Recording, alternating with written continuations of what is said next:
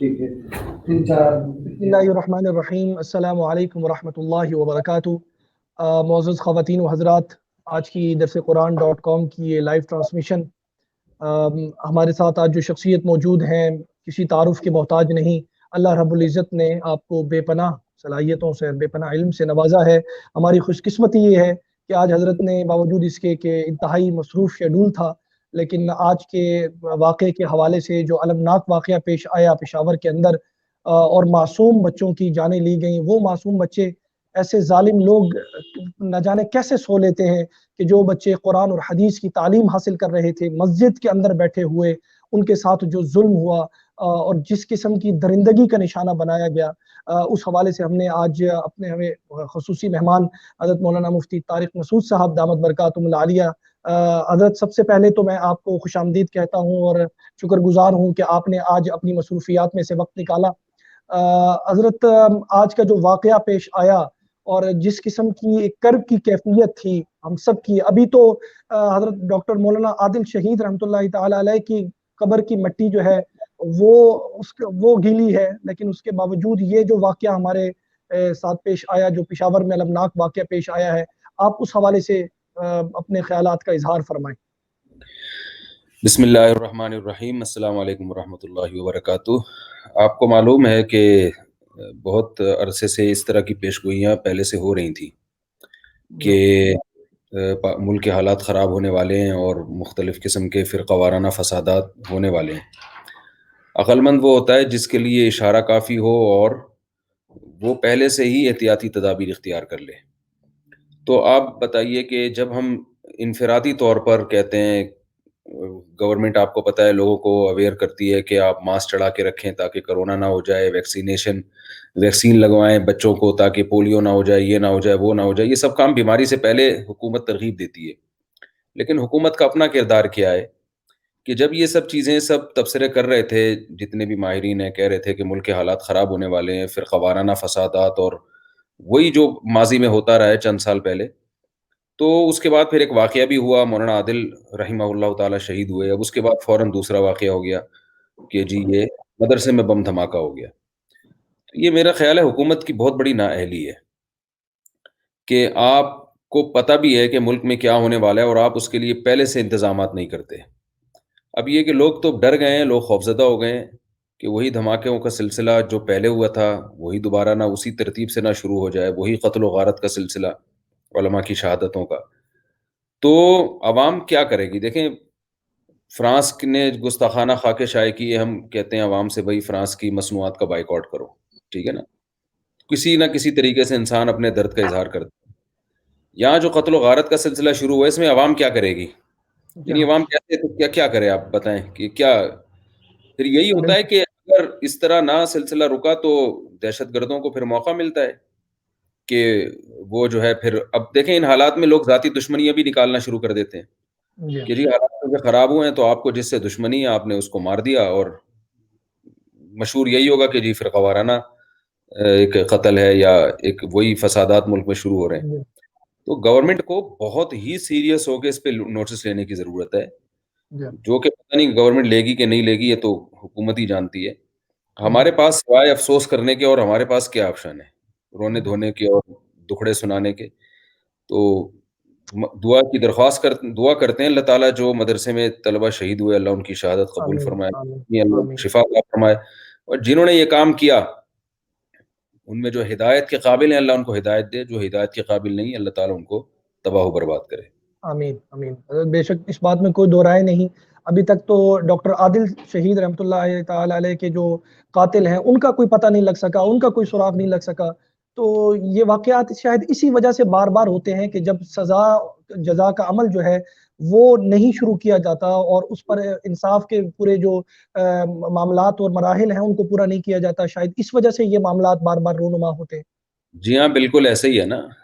جو اسلام میں سزا بیان کی گئی ہے دہشت گردوں کی، قرآن میں سزا بیان کی گئی ہے، وہ کہاں نافذ ہے؟ وہ بے گناہ گناہ گار چھوٹ جاتے ہیں، بے گناہ پکڑے جاتے ہیں، پھر جس کی جو سزا بنتی ہے وہ دی نہیں جاتی ہے۔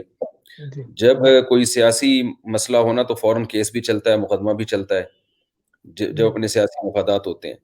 تو ہم یہی دیکھتے آ رہے ہیں۔ تو اس میں ایک لوگوں کو اپنا جو ڈیفنس ہے نا خود اس کی فکر بھی کرنے کی ضرورت ہے. حکومتوں پہ اعتماد نہ کیا جائے. جی دینی مدارس کو بھی چاہیے کہ اپنا سیکیورٹی کا نظام مضبوط کریں, اور علماء کی جو عوام ہے نا ان کے ساتھ, ان کو چاہیے کہ جو بھی آپ کے لیڈر ہیں, مقتدی ہیں, رہبر ہیں, جن کو آپ فالو کرتے ہیں, جن سے آپ عقیدت رکھتے ہیں, ان کی سیکیورٹی کا آپ خود انتظام کریں. جی بہت سے علماء کے پاس مالی وسائل نہیں ہوتے.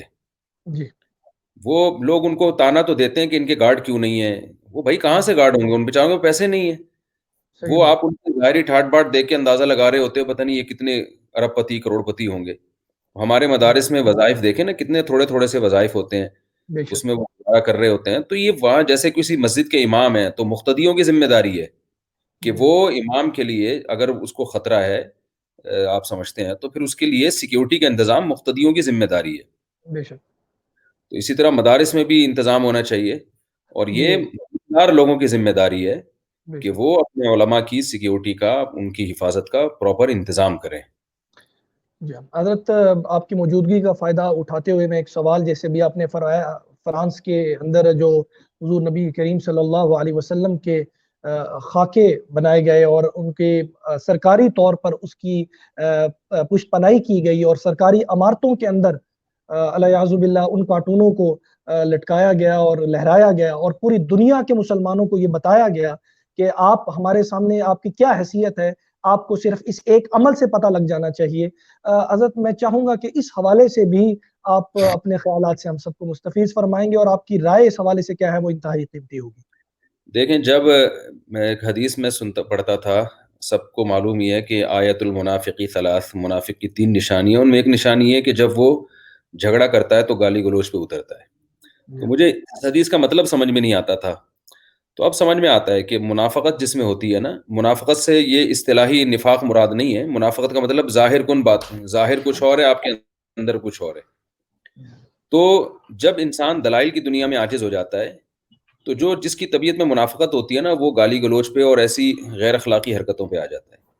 اب اسلام دنیا میں پھل پھول رہا ہے, بہت پروپیگنڈا کیا گیا اسلام کے خلاف کہ تلوار سے پھیلے, تلوار سے پھیلے. اب ساری دنیا دیکھ رہی ہے کہ اب تو تلوار مسلمانوں کے پاس ہے ہی نہیں, لیکن اب بھی پھیل رہا ہے, فرانس جیسے لبرل کنٹری میں پھیل رہا ہے.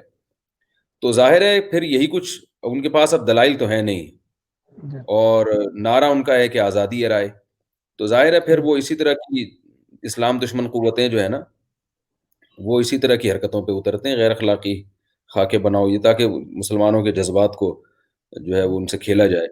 تو یہ وہ انہی غیر اخلاقی حرکتوں میں سے ایک حرکت ہے کہ جو شکست خوردہ آدمی ہے, جب دلائل کی دنیا میں ہارتا ہے تو وہ پھر فسق و فجور پہ, گالی گلوچ پہ اتر آتا ہے. تو یہ توہین آمیز خاکے یا اس طرح کی چیزیں, یہ اسی کا ایک یوں سمجھیں کہ ایک مثال ہے.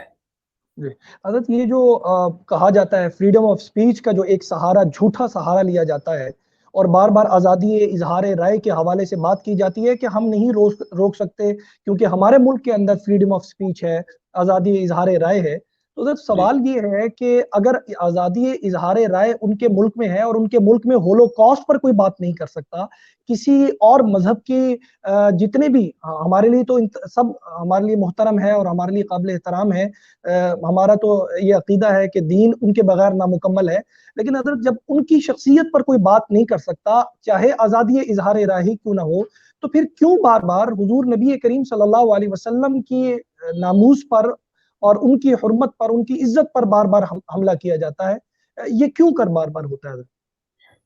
وہ یہ جو آزادی رائے کا ڈھونگ ہے نا, دیکھیں یہ تو ترکی کے صدر نے فرانس کے صدر کو بد دماغی کا تانا دیا نا, تو فوراً فرانس کے صدر نے اپنا سفیر بلا لیا.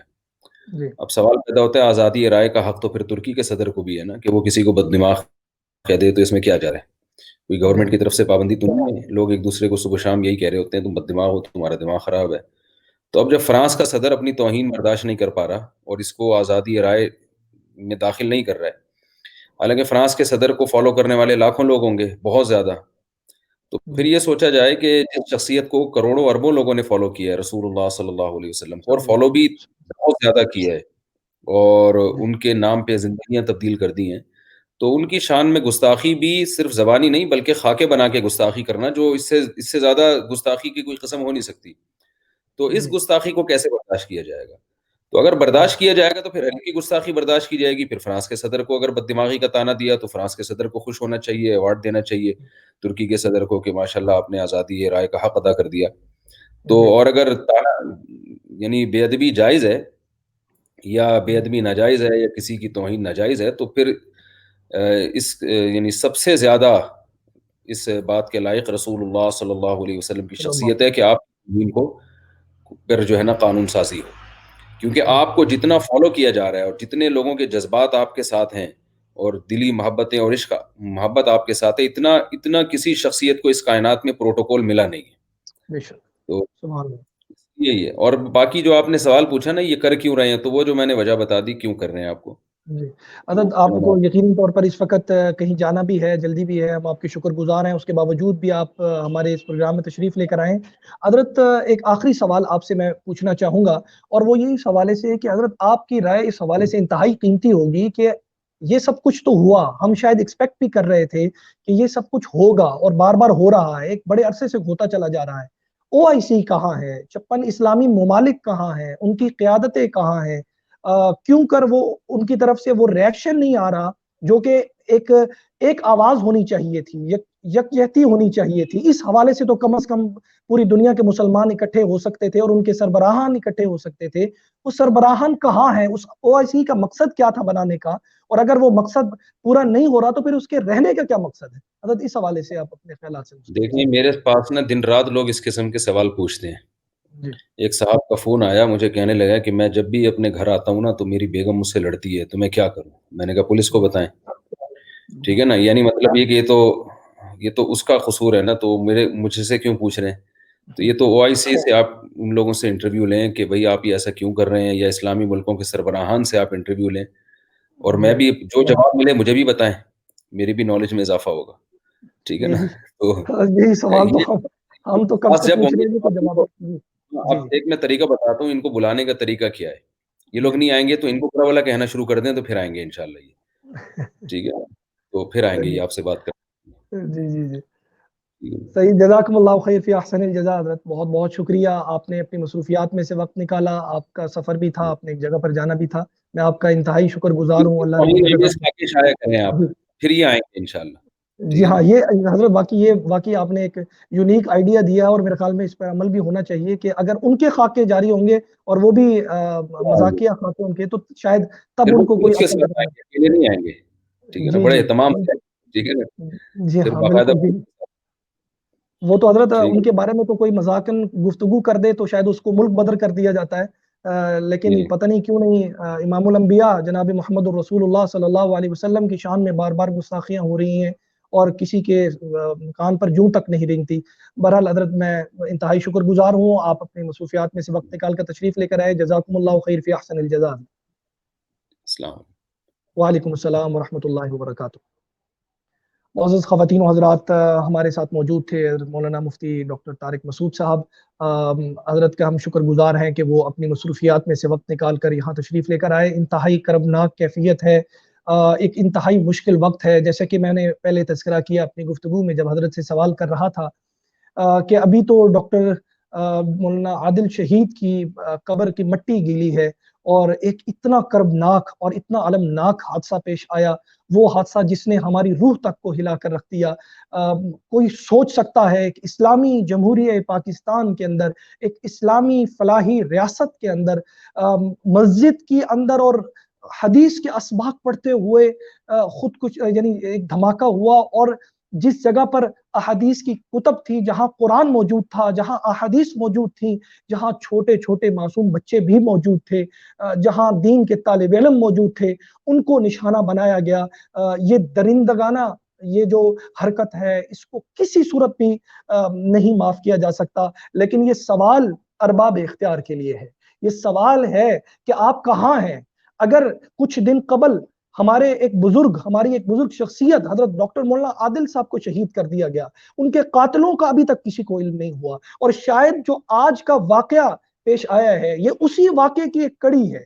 یعنی وہی لوگ جو اس ملک کے اندر بدامنی پھیلانا چاہتے ہیں، قتل و غارت کر رہے ہیں، وہی لوگ ہیں اس حادثے کے پیچھے بھی.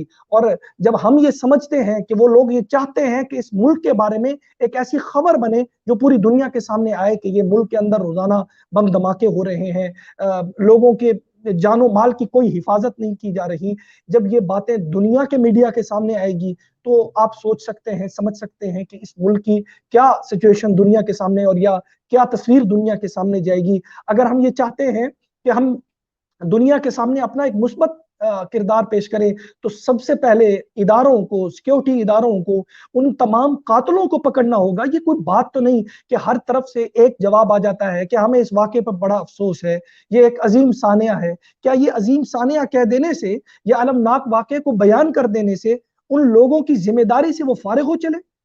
کیوں نہیں ابھی تک ڈاکٹر مولانا عادل شہید رحمۃ اللہ علیہ کے قاتلوں کو پکڑا گیا؟ کیوں نہیں ان کو ابھی قانون کے کٹہرے میں لایا گیا؟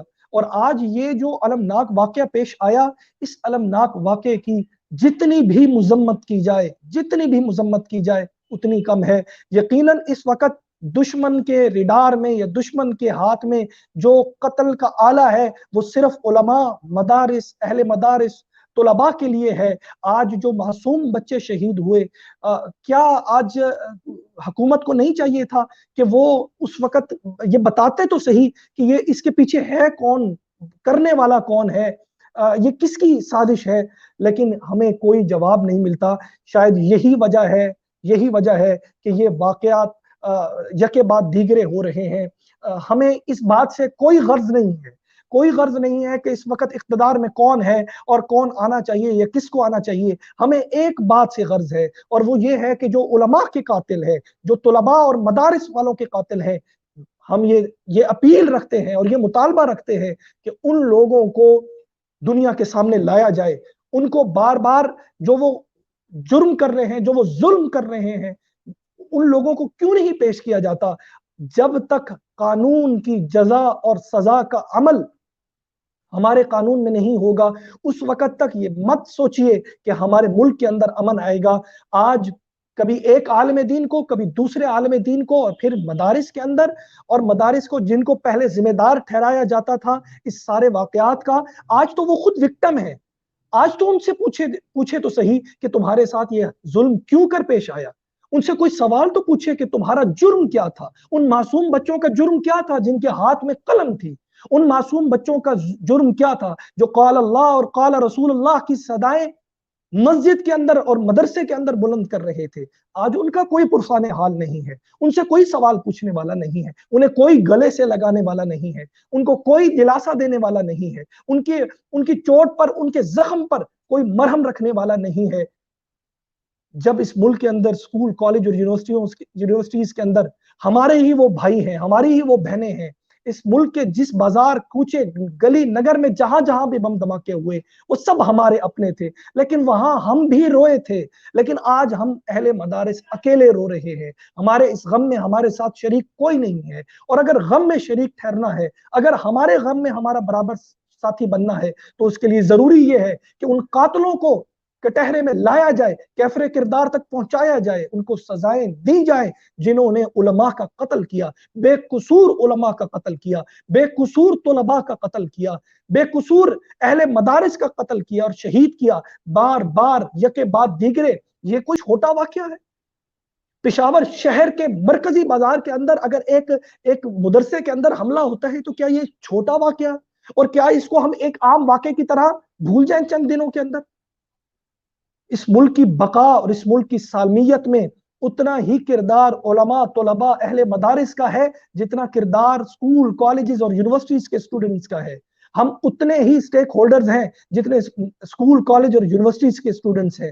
خدا را ان قاتلوں کو جلد از جلد پکڑا جائے تاکہ ان کے نیٹ ورک کو پکڑا جا سکے، ان عناصر کو پکڑا جا سکے، ان ہاتھوں کو دنیا کے سامنے لایا جا سکے جن سے ان معصوم بچوں کو قتل کیا گیا، اور ان لوگوں کو جلد از جلد کٹہرے میں لا کر ان کی سزا سنائی جائے تاکہ اس ملک کے اندر امن آ سکے۔ اللہ رب العزت اس ملک کی حفاظت فرمائے، اس ملک میں رہنے والے لوگوں کی حفاظت فرمائے۔ اس وقت خاص طور پر جو علماء، طلباء، اہل مدارس اور مدارس کے طلباء جو اس وقت نشانہ بن رہے ہیں، اللہ ان سب کی حفاظت فرمائے، اور جو اس دنیا سے رخصت ہو گئے، جام شہادت نوش جنہوں نے کیا، اللہ ان کو جنت میں اعلیٰ مقام عطا فرمائے اور ان کے لواحقین کو صبر جمیل عطا فرمائے۔ سامعین گرامی، ابھی سے تھوڑی دیر بعد انشاءاللہ 8:30 بجے ہماری لائیو ٹرانسمیشن میں جو کہ سیرت النبی قدم بقدم کے عنوان سے ہے، آج کے ہمارے مہمان حضرت مولانا مفتی محمد زبیر صاحب انشاءاللہ تشریف لا رہے ہیں، ان سے بھی اس حوالے سے گفتگو ہوگی۔ سیرت النبی قدم بقدم کے عنوان سے جو پروگرام چل رہا ہے انشاءاللہ اس پر بھی آپ حضرات کے سامنے ہم اپنے مہمان کو لا کر ان کی خوبصورت گفتگو سے مستفیض ہو سکیں گے۔ تب تک کے لیے اپنے میزبان قاضی جواد الرحمان کو اجازت دیجیے۔ السلام علیکم ورحمۃ اللہ وبرکاتہ۔